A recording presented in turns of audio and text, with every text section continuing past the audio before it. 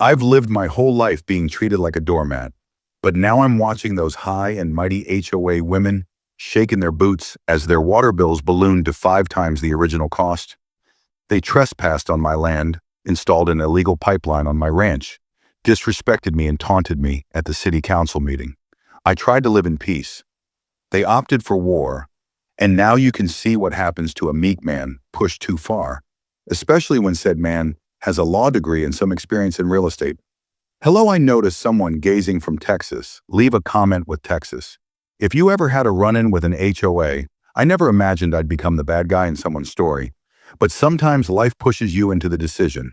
3 years ago, I was Nathan Cooper, a fried-up corporate lawyer out of Chicago with ulcers at 43 and a growing disdain for the rat race. When my grandfather passed away and bequeathed to me a decent inheritance, I knew that my time to exit had come. I'd had enough of representing soulless companies and wanted something tangible, fresh air and peace. So I cashed out my 401k, packed up my bags, and headed to Colorado to begin anew. Having worked 70-hour weeks for 15 years and having missed every milestone occurrence in life, I was starved for simplicity. My doctor had informed me that my stress levels were killing me, and for once, I had a change of heart. Decided to listen. The inheritance was not a life-changing sum of money, but added to what I had saved, it was enough to make a new start. The day that I quit that glass and steel Chicago, high-rise for good, I felt I could breathe again. My fellow employees thought that I was going through a midlife crisis. Maybe I was, but heading west as I looked out over the city sprawl, give way to rolling hills and then finally the breathtaking Rocky Mountains, I knew that I had made the right choice. I spent 2 weeks becoming familiar with small Colorado towns before I happened across Oakage population, 8,400 located in a beautiful valley with just the right balance of harsh natural beauty and modern conveniences. It had a charming downtown filled with locally owned shops, good medical facilities, and enough culture to keep me from going stir-crazy. The neighbors were open but not invasive, and the pace of life was just what I had been craving. The listing for the property seemed too good to be true. 30 acres of beautiful ranch land near Oakage, Colorado, with mountain views and a natural stream running through it, all for a price that was suspiciously low market value. The pictures in the listing showed sweeping meadows, a well-built but rural 2-bedroom farmhouse, a large barn with the potential to be refurbished, and a twisting stream which caught the sun in a way that tore my heart. I called the real estate agent Melissa immediately and made anticipating the next day. When I arrived, the property was even more beautiful in person. The previous owner had taken good care of the land with healthy grazing grass and clearly marked boundaries in the form of weathered wood fences.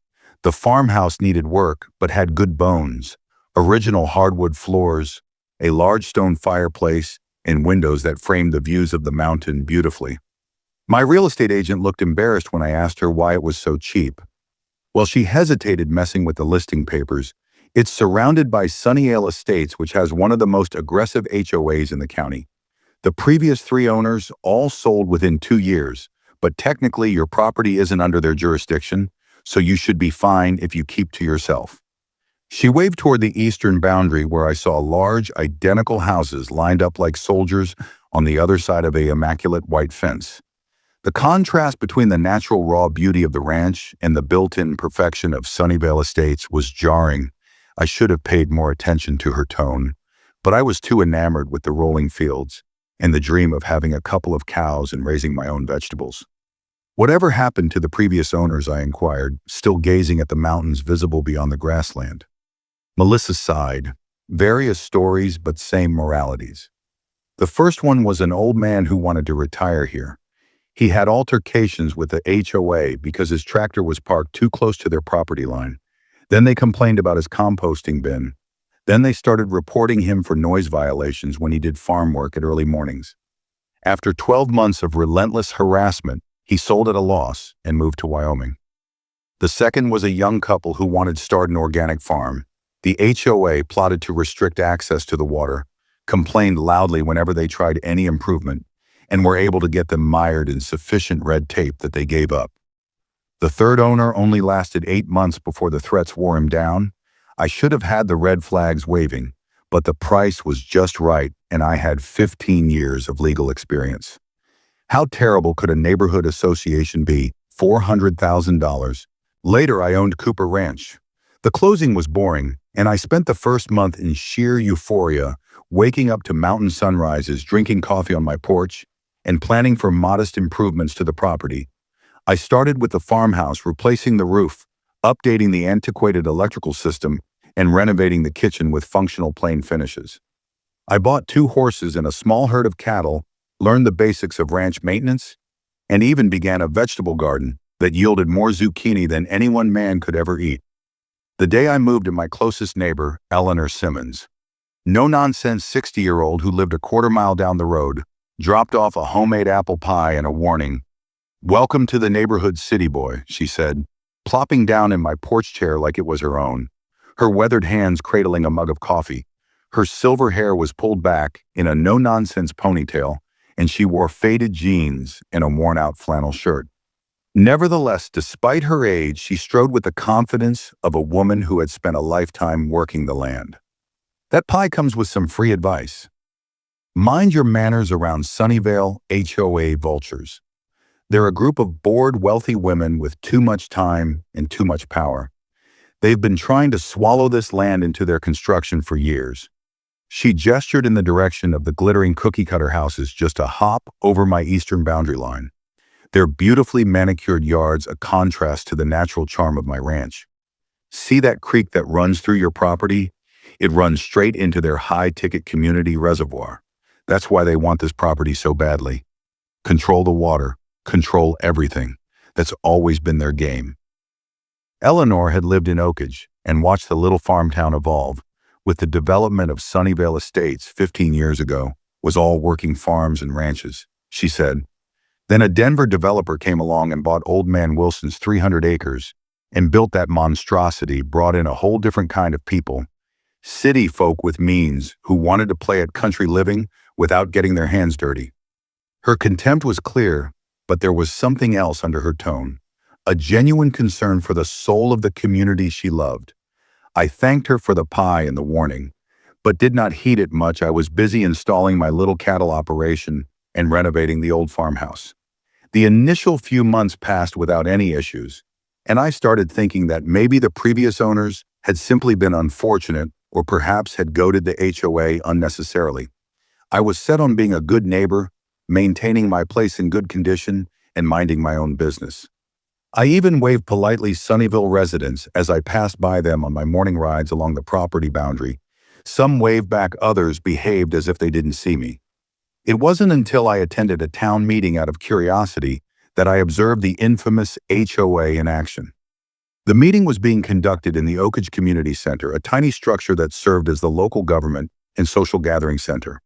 I sat in the rear, more interested in listening about local matters than in speaking. The town council and mayor addressed trivial matters, road maintenance, the summer festival, library financing, prior to opening the floor for public comment. That's when Victoria Harrington approached the podium.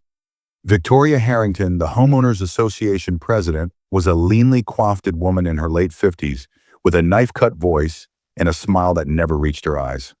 Her ash blonde hair was styled in an upper-class bob, and she wore a fitted navy suit that probably cost more than most Oakage residents made in a month.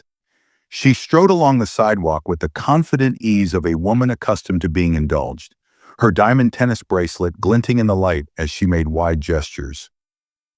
The Sunnyvale Estates Homeowners Association would like to put on the record the chronic problem of unchecked development close to our neighborhood, she began in a tone that hinted that she was referring to a toxic waste dump and not freestanding homeowners. She was scolding a quivering old resident about his illegal garden gnomes and threatening to fine him $1 a day. The poor old guy, who was at least 75, stood hunched over his cane as Victoria read him a lecture on aesthetic uniformity and community standards. Behind her sat Theodore Blackwell, the vice president, a smooth former banker who smiled in agreement with all she said from time to time, whispering in her ear. He stood tall and slender with thinning gray hair and wire-rimmed glasses, which he donned to be dramatic, looking over them at anyone who ventured to question Victoria's edicts. Margaret Sullivan, the treasurer, meticulously recorded all infractions within a leather-bound book. her pinched faces attesting that she depended mainly on chronicling other individuals' shortcomings. She was a small woman with mouse-brown hair tidily drawn back into a severe-looking bun, her careful pearls and pale beige cardigan giving her the appearance of a disapproving librarian. "Mr. Jennings has had ample time wherein to respect our reasonable demands," Victoria continued, her honeyed voice dripping over disdain. "The aforementioned garden gnomes are coated in gaudy colors, exceed the allowed size by 3 inches, and are also visible from community property. This is a blatant disregard of Section 7, Paragraph 4 of our community guidelines." She gave the old man, who appeared to want to melt into the floor, a glare. "If the items are not removed by tomorrow morning, fines will begin at $50 per day per item as outlined in our bylaws." I sat there observing skepticism as the mayor and council members shook their heads, apparently unwilling to question Victoria's reign. Mr. Jennings complained that the gnomes came from his grandchildren's present, but Victoria was already in her second complaint about unauthorized bird feeders attracting undesirable wildlife. I caught Eleanor's look across the room, and she rolled an eye, clearly conveying, "I told you so." After the meeting, I introduced myself to Victoria as their new neighbor, thinking it was the polite thing to do. Even though I'd witnessed what I'd witnessed, I extended my hand with a friendly smile. "I'm Nathan Cooper, the owner of the ranch that borders Sunnyvale on the west. It's nice to meet you." Victoria's eyes narrowed ever so slightly before her face twisted into a mask of friendliness that didn't quite come to her eyes. "Nathan Cooper, we've been so eagerly anticipating meeting you. We should have you over for supper soon to discuss mutual interests." Her perfectly manicured hand closed around my arm a bit too tightly, her scarlet nails biting into my skin like claws. "After all good neighbors need to be good friends, I'm sure there's so much we could do together to make the area better." The manner in which she said better made it obvious that she viewed my ranch as an eyesore requiring her superior insight. Theodore appeared beside her, holding out his business card. "Former VP at Chase Manhattan," he stated, as if that should impress me. "Always glad to talk investment opportunities with new neighbors. That piece of property of yours has huge potential." His stress on potential hinted that its then status was lacking in some way. Margaret flitted around next to her, miniature eyes scanning over me analytically. No doubt keeping lists of all ways I didn't quite measure up to Sunnyvale standards, I had managed to escape the exchange with promises of calling by and staying in touch. But the experience still unsettled me. As I drove home that night, Eleanor's warnings echoed in my mind. Maybe she wasn't being paranoid after all. A week later, I received a formal invitation to discuss matters of community importance at Victoria's house. The envelope was heavy cream stock with gold embossing, the kind of stationery that screamed money and pretension. Eleanor saw the cream-colored envelope in my hand when she drove by and rolled down the window of her old dusty pickup truck. "They're making a move already. That's faster than usual. They must really want your land," her creased, weathered face with concern. "Watch out. Nathan, Victoria doesn't ask people to come over to dinner unless she wants something from them." I brushed it off, stuffing the invitation in my pocket. "I'm just going to listen to them. What's the worst that could possibly happen? Anyway, I'm curious to know how the other half lives." Eleanor shook her head. "Your funeral, just remember, those people don't know the word. No, once they target something, they don't let up until they get it." I spent the next few days researching the Sunnyvale HOA, looking for property records and studying their history of controversy. What I found was disturbing: a history of coercive expansion, several lawsuits against surrounding homeowners, and a board that had not changed at all in the past decade. Victoria, Theodore, and Margaret had held their seats from the beginning of the HOA, with a grip held by a combination, intimidation, and technical manipulation of the bylaws. Most concerning was their history with water rights. They had been in 3 separate water access disputes with neighboring properties, and in each case they had eventually gotten their way. Despite these warning signs, I accepted the dinner invitation. Knowledge is power, and I wanted to know precisely what I was dealing with. I dressed in my best casual attire, khakis, a button-down shirt, and a sports jacket that had seen little use since I left Chicago. As I drove through the gates of Sunnyvale Estates, I was struck by the contrast with the rest of Oakage. The streets were immaculately clean, the lawns perfectly manicured, and every house, although architecturally similar, was large enough to accommodate a small army. Victoria's home was at the end of a cul-de-sac, a Spanish-style mansion with a circular driveway and a fountain with a marble cherub spitting water into a basin. The neighborhood welcome dinner was an ambush. Victoria's huge Spanish-style mansion was intimidating enough, but walking into her dining room to find the entire HOA board sitting around a presentation easel was worse. The room was painstakingly decorated in what I can only describe as high-end South Sac and expensive leather furniture. Native American-inspired material that had most likely never been touched by actual Native Americans, and artwork that had been chosen to match the color scheme rather than for any artistic merit. Victoria sat me at the head of the table, nominally the position of honor, but in reality putting me on display beneath the eyes of board members on all sides. A uniformed server poured wine while Victoria introduced me, although it seemed evident that in and out everyone already knew who I was. Besides Theodore and Margaret, there was Samantha Reynolds, the HOA's counsel, a woman in her early 50s with hawk-like features and a predatory grin. Douglas Freeman, the architectural committee chairman, who looked like he'd rather be somewhere else. And Evelyn Morris, the landscaping committee chairman, who regarded my slightly scuffed shoes with barely hidden disdain. They didn't bother with small talk.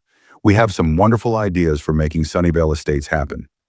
Victoria started flipping through slick presentations of luxurious houses and manicured parks. The presentation showed my ranch as part of their neighborhood, the farmhouse demolished and 3 large houses built in its place, the pastures converted into a golf course, and the stream channeled into decorative water features. Your property is very important to our development plan. We're ready to offer you $280,000. An extremely generous offer considering the rural condition of the property. I gulped my wine a Cabernet that probably cost more than my monthly mortgage payment. I'd paid $400,000 for the ranch a few months earlier. That's well below market value, I said, struggling to keep my voice level.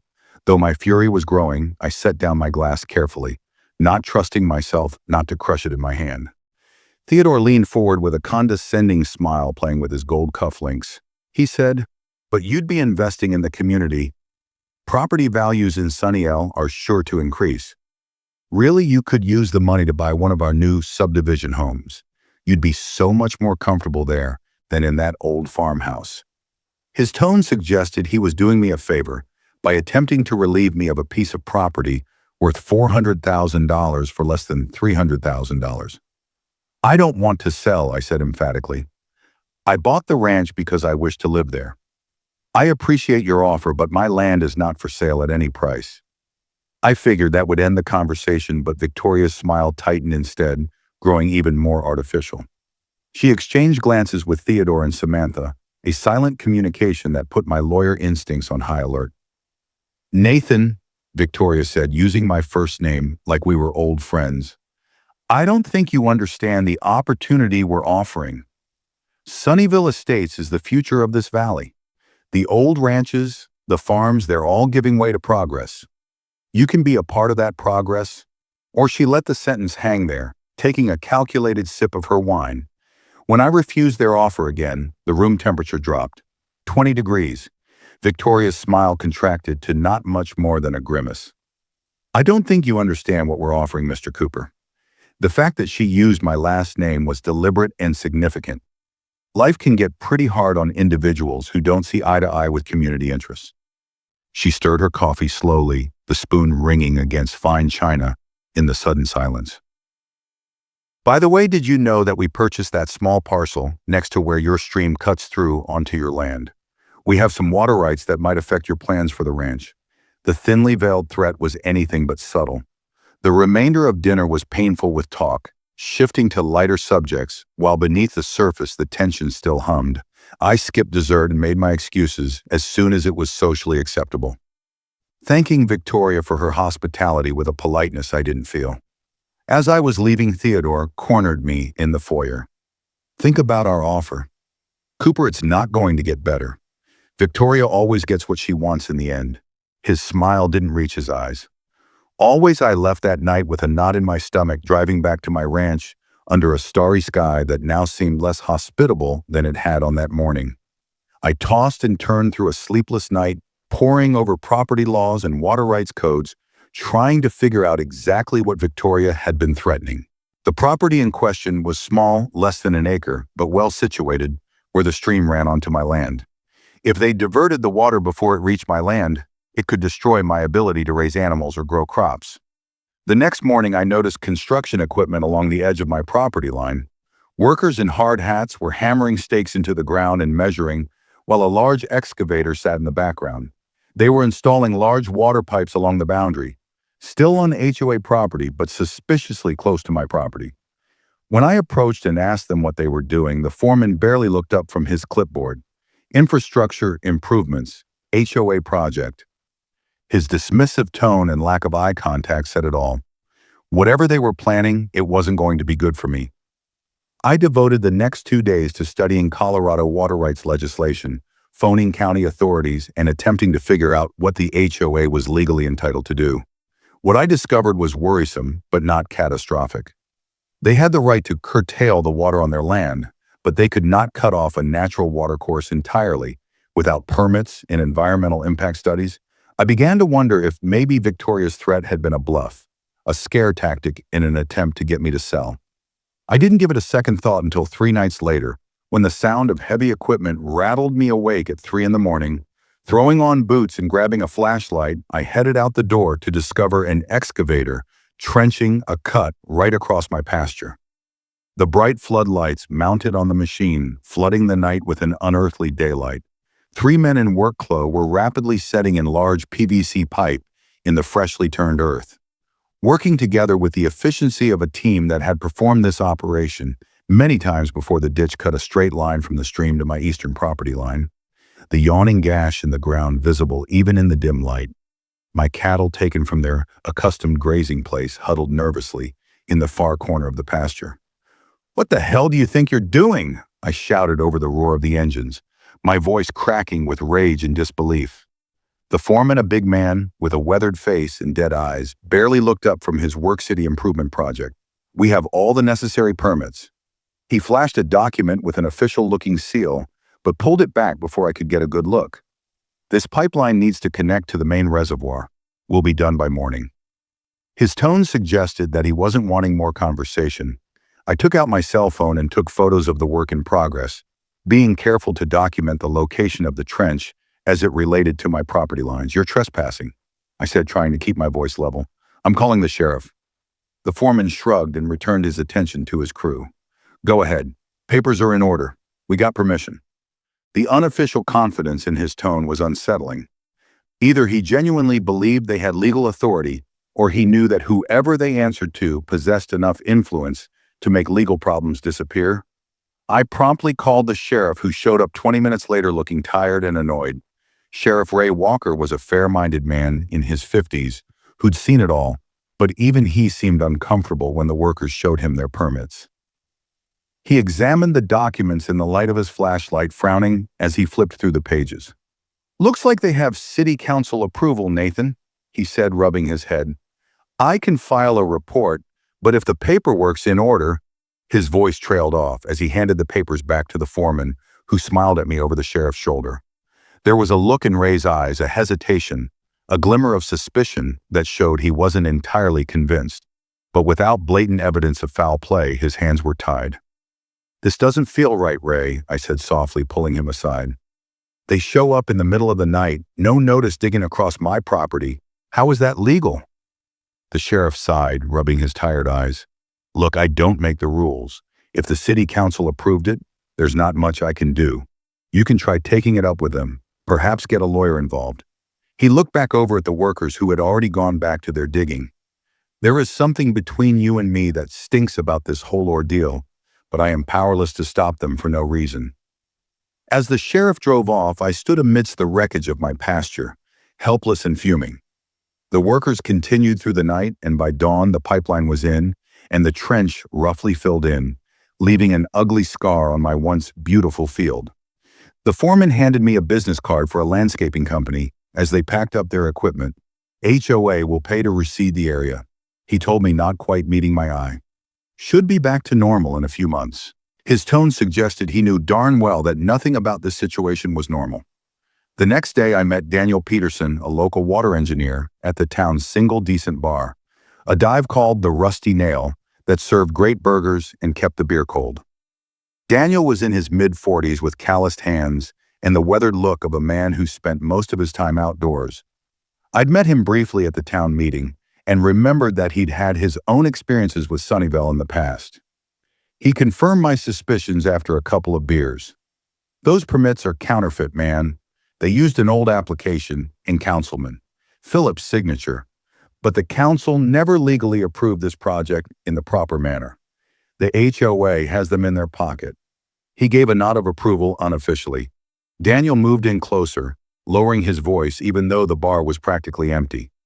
"Victoria's husband did a favor for Phillips about 10 years ago, kept his son out of jail after a drunk driving incident. Phillips has been their puppet ever since." "What can I do?" I asked, spinning my bottle of beer between my hands. "They've already put in the pipeline. Can I get them to remove it?" Daniel shook his head. "Going to be an uphill battle. They've got money connections and they don't fight clean. Your best hope is to take it to the full council. Put it on public record. They might have Phillips in their pocket, but some of the other council members are straight shooters." I attended the next city council meeting, which was being conducted in the same community center as before. The room was fuller this time with a mix of Oakage residents and Sunnyvale homeowners. I saw Eleanor sitting toward the back, and she nodded encouragingly at me as I waited for the public comment period. When my name was called, I approached the podium with my evidence organized in a neat folder, photographs of the nighttime construction, copies of property boundaries, and records of the destruction to my land. "I'm here to report trespassing and illegal construction on my property." I stated my lawyer training doing me some good to remain calm and articulate. Despite my anger, I showed pictures of the pipeline being installed in the dead of night, the photos shown on a screen for everyone to see. This project was never duly authorized or permitted through usual channels. The workers appeared at 3 o'clock in the morning with no prior notice and dug a ditch across my pasture. I pointed out the property boundaries on a survey map. "This is a clear violation of my property rights and possibly environmental laws as well." Victoria and Theodore were both there, sitting in the front row, looking uninterested. Councilman Howard Phillips played with his tie nervously as I spoke, his eyes darting to Victoria and then away. The other council members listened with varying degrees of interest, but I could tell from their expressions that this wasn't the first time they'd heard complaints about Sunnyvale's plan. When I finished, Mayor Edward Barnes, a portly politician with a politician's smile, thanked me for my contribution and asked if anyone would wish to respond. Victoria stood up gracefully, her designer suit impeccable, as she walked to the podium with the ease of one who had spoken many times previously. "Mr. Cooper is in error," she responded, her tone rational and calm. "We hold easement rights for water access by historical use." The paperwork was all duly filed. She extracted a file of documents which she handed to the mayor. "As you can see, everything is in order. We're simply improving infrastructure that benefits the entire community, including Mr. Cooper's property." It was a stellar performance delivered with exactly the right blend of reasonableness and authoritarianism. She made me sound like a hysterical outsider who didn't understand local customs while casting herself as the voice of the community. Theodore nodded his head in agreement from his chair, while Margaret took notes, no doubt documenting my troublemaking for future reference. The member on the council had posed a few perfunctory questions, but it was clear that the decision had already been made before the beginning of the meeting. They voted 3-2 to allow the project to go forward, with Phillips and his 2 supporters voting against the rest. As I left the meeting, I saw Victoria smiling at me with the smug satisfaction of someone who knew the game was rigged in her favor. Her eyes spoke a clear message: "You can't win, so don't bother."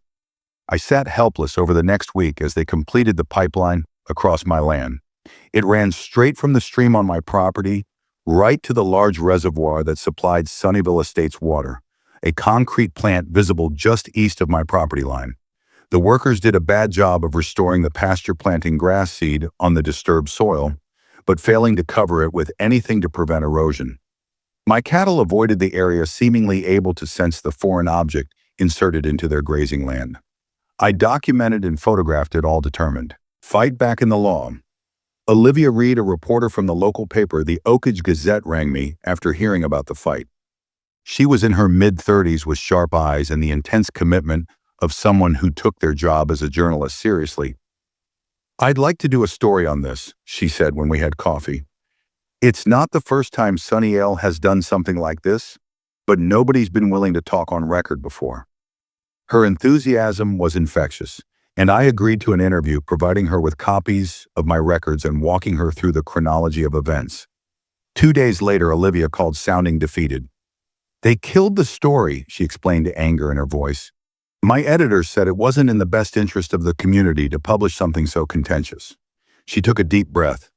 For what it's worth, he's Victoria's doubles partner, and they both sat on the board of the library. "I apologize, Nathan. I tried my best." The systematic way Victoria had neutralized potential opposition impressed in a chilling manner. She had formed friendships with all who could have dictated to her have the power to contest her, from the sheriff to the newspaper editor to the city council. I might have sued, but I recognized from my legal background that the HOA had resources to drag the fight out for years. They'd exhausted earlier owners like this, strangling them with legal bills and process delays until they ran themselves out. Instead, I went out to look further for a flaw that Victoria and her friends might have overlooked. "There's always a weakness," I said to myself. "You just have to find it." Working with my former law professor, William Montgomery, I studied Colorado water rights law and property records. William had been my legal advisor at law school, an incredibly intelligent lawyer mind with special expertise in property and resource rights. Now in his late 60s, he was semi-retired, but still working in an office at the university, and took the occasional consulting contract. Water rights in Colorado are among the most complex in the nation, he informed us during one of our video meetings. They follow the doctrine of prior appropriation, first in time, first in right, but there are exceptions, particularly for natural watercourses that run across multiple properties. We spent weeks digging through ancient records and esoteric legal decisions, searching for anything that would give me traction. What I found was a game changer. The reservoir that Sunnyvale depended on wasn't even an HOA property to start with. It belonged to some other entity named Sunnyvale Reservoir LLC, which had been formed years earlier to limit the HOA's liability should an accident or environmental catastrophe happen. This corporate arrangement was standard, but it created a theoretical separation between the HOA and its water source. A separation that I could potentially exploit. Rebecca Thompson, a sympathetic clerk at the county records office, helped me obtain access to other documents which were not available in the public database. She was a reserved woman of about 40 who had been working for the county for almost 20 years and had observed how Sunnyvale's presence had progressively changed the locale.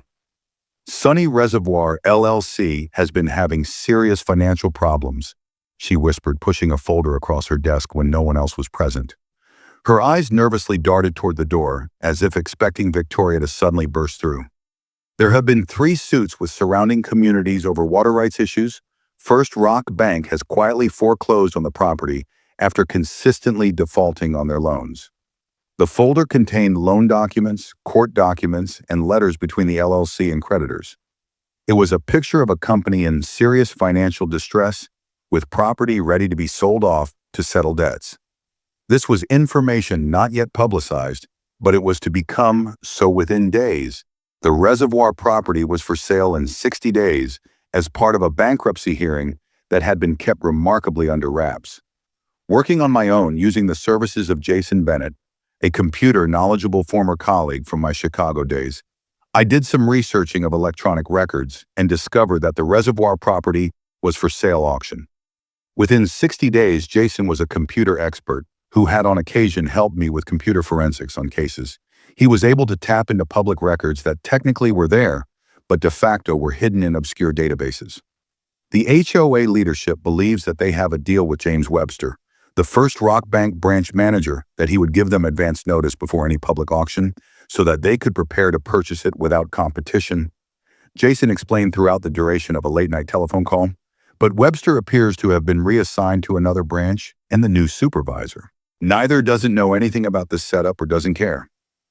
The auction notice was taken care of last week. This was the opportunity I'd been waiting for. If I could gain control of the reservoir, I could turn the tables on Victoria and her friends. It was a risk. I'd have to raise a lot of money within a short period, and there was no guarantee I'd win at the auction. But after weeks of feeling powerless, the idea of doing something was thrilling. That night I made a plan. I called some formal clients who owed me and raised enough money to make a serious bid. Most of them were more than happy to invest in what I peddled as a new water rights opportunity in a growing Colorado market. Especially when I broke down the potential payback, I created a shell company called Blue Mountain Resources, being careful to have my name off any documents so I wouldn't warn Victoria or her network of Inform. Eleanor also met me with several other residents who had encountered conflicts with the HOA in the past, and they sat with anticipation, aided the fund to view it as a chance to finally resist Sunnyvale's development. "Take down those vultures," an old farmer said to me as he signed a check, his gnarled hands holding decades of work on the land. "They've poisoned here for decades. About time someone pushed back against them." The day of the auction arrived sunny but cold, with mountains visible in the distance. As I rode to the county courthouse, I wore sunglasses and a baseball cap as I entered the building, trying to appear like just another anonymous bidder and not Victoria's neighbor. The auction was being held in Courtroom B, a wood-paneled, tightly packed room with aching benches and stifling fluorescent lighting that made everyone look a bit ill. There were about 20 people scattered around the room, most of them career auction goers looking for bargains on foreclosed houses. Theodore was there on behalf of the HOA, looking confident and barely looking at the other bidders. He sat in the front row, periodically checking his phone, his face bored as houses were called and sold. He obviously expected minimal competition for the reservoir. Sure, Webster had assured us the HOA would have an easy path to ownership. I held the back bid card ready, watching Theodore's body language for the slightest sign that he recognized me. When Lot 47, the reservoir property, the auctioneer announced it was 25 acres with water management infrastructure that would be suitable for agriculture or community use. Theodore bid on the bidding of $150,000, an astonishingly low figure that signaled he did not expect much competition. I bid after the others had lost interest, raising the amount to $175,000. Theodore glanced back, huffily irritated but otherwise unruffled, and bid to $200,000. As bidding went on and on, Theodore became increasingly irritated. He kept looking at his phone, no doubt sending texts to Victoria to get advice. When the price climbed to $300,000, clearly exceeding what was likely their budget, he made a frantic call, turning away from the room to speak in hushed tones. "Victoria, there's a company called Blue Mountain Resources bidding against us. I don't know who they are. James was supposed to warn us if anyone showed interest." Theodore's voice grew increasingly panicked as he listened to whatever Victoria was saying. "They're at $350 now. Do I go higher? I don't have authorization beyond our agreed limit." The rest of the conversation was lost as the auctioneer called for final bids. I won the auction at $375,000, 15% above the HOA's final offer of $325,000. It was more than I had initially planned to spend, but still within the budget I had established with my investors. While I walked up to the front to complete the paperwork, Theodore at last identified me despite my disguise. His countenance altered from confused to horror. In the span of seconds, the blood running out of his face as he comprehended what happened. He was still stammering into the phone as I signed the final documents, transferring Sunnyvale Reservoir LLC ownership to Blue Mountain Resources. Victoria burst through the courthouse doors just as I was completing, her face flushed with anger and her otherwise perfect hair slightly disheveled. She must have driven straight over at once when Theodore phoned. "You can't do this," she snarled, clutching my arm with surprising force, her neatly trimmed nails biting into my skin. "That reservoir belongs to us. It's always been ours." I smiled graciously as I removed her hand from my arm. "Actually, it's mine now. All legal and proper, just the way you like things done." I tipped my hat to her and Theodore. "Have a nice day, neighbors." The next week, I sent a formal notice to the Sunnyvale HOA due to recent acquisition and infrastructure maintenance requirements. Blue Mountain Resources will be adjusting water service rates effective immediately. The new rate structure represents a 500% increase from previous billing. The letter was printed on Blue Mountain letterhead, professional and matter of fact. with detailed explanations of infrastructure costs and market rates for water rights in the county. I included my business card with my name and owner, Blue Mountain Resources printed below it. No sense hiding my identity now that the deed was done. The reaction was instant chaos. The HOA called an emergency meeting at the Sunnyvale Community Center, a sleek building with floor-to-the-ceiling windows, and a view of the now contentious reservoir. I attended as an observer, sitting quietly in the back of the crowded room, as homeowners arrived, many already yelling loudly about the situation. Victoria, Theodore, and Margaret sat at the head of a table, trying to maintain a veneer of calm in the face of the growing hostility in the room. Homeowners were furious, shouting at Victoria and Theodore as they tried to explain the situation.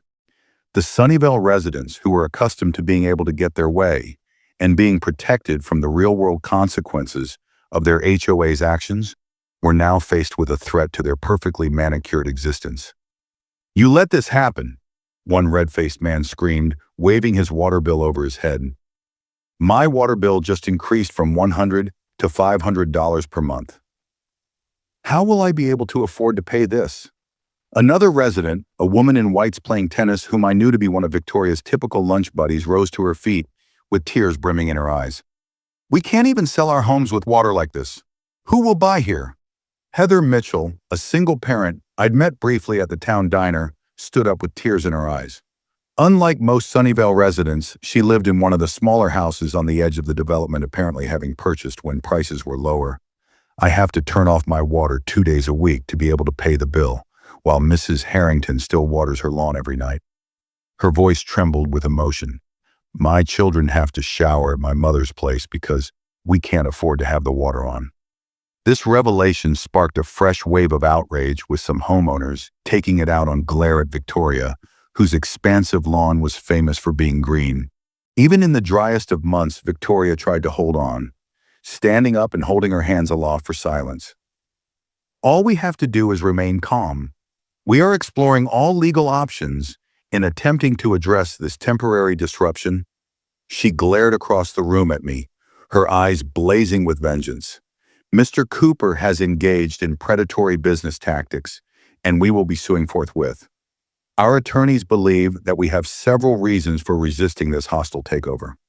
Their attorney, Samantha Reynolds, looked far less confident than Victoria as she shuffled papers, her face showing that she was very familiar with the legal quicksand they were in. Theodore attempted to reassure Victoria, stepping forward with what he clearly felt was reassuring authority. "We've already met with the State Water Board, and they're looking into the matter. Further, we're investigating into emergency measures to locate other sources of water." This placating statement, intended for the crowd, raised more questions and concerns. What other sources? How much will it cost? How long will it take? The questions were spewed out rapid fire by increasingly enraged homeowners. As the meeting broke down, I edged out unnoticed. The neighborhood was fracturing as planned, with residents questioning their once undefeatable leadership. I knew Victoria would not relinquish gracefully. Her counterattack was swift. They sued the next day, claiming that I deliberately sabotaged crucial community infrastructure by purchasing the reservoir so that I could harm Sunnyvale. They sought an emergency injunction to prevent me from increasing water rates on the grounds that access to inexpensive water was more important than my property rights. For a few anxious days, they seemed to be in the bag. Judge William Harmon, a golf buddy of Councilman Phillips, appeared to be sympathetic to their cause. My attorney warned us we were battling an uphill fight against their home turf affiliations. In the meantime, suspicious vehicles drove by my ranch at odd times. My mailbox was vandalized twice, and anonymous tips led to unnecessary property searches, all designed to drive me nuts. Just when things looked bleakest, Lauren Harrington, Victoria's own daughter, stepped forward as an unexpected ally. The 32-year-old Denver attorney delivered crucial documents, emails, meeting minutes, and notes setting Victoria and the HOA board had knowingly violated property laws. Worst of all was Victoria's email. "To Theodore Phillips will sign off on whatever we need. Cooper won't know what hit him until it's too late. He'll sell eventually, they always do." At the same time, Olivia published her expose in a nearby county's newspaper, detailing the illegal pipeline rig permits and trend of HOA intimidation. The public reaction was overwhelming. At the next community meeting, Residents described having to decide between medication and water bills, canceled vacations, and second jobs, just to keep up with increased rates. Their anger turned from me to their leadership. A vote of no confidence supported by 70% of residents compelled Victoria, Theodore, and Margaret to resign. The new HOA board approached me on a settlement. They would remove the illegal pipeline, erect a properly permitted one, pay for damages, and I would reduce water rates to a point that is fair. Still 50% up, but possible, I used some of the settlement to restore my ranch and build a sustainable water system on both properties.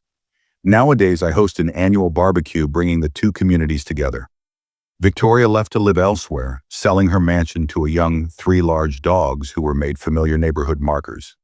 Olivia and I drew closer throughout the experience, and I proposed to her at the barbecue a year ago on the small bridge over the creek. Just as I figured that this ordeal was behind me, I received a letter from another HOA trying to reestablish rules on land that I acquired in Montana. This time I am ready straight off the top of my head. Sometimes standing your ground isn't stubbornness. It's standing up for the fact that being unfair to people has a cost. The HOA believed their money and influence made them above the law. They were mistaken, and the whole of Oakage knows it. HOA vibes signing off for now. But the drama, oh, it never rests. Tap that bell if you're ready for round